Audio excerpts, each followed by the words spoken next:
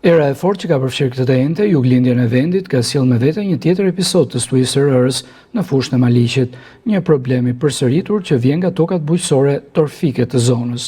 Këto toka, sipas specialistëve të bujqësisë, përmbajnë grimca rëre që ngrihen ajër gjatë stinës së verës ose në kushte të erës së fortë, duke rrezikuar jo vetëm shëndetin e banorëve, por edhe kulturat bujqësore. Banorët e fshatrave përreth si Sheqera, Spirk dhe Sovjan kanë ngritur sërish zërin duke kërkuar ndërhyrje nga autoritetet vendore e qendrore.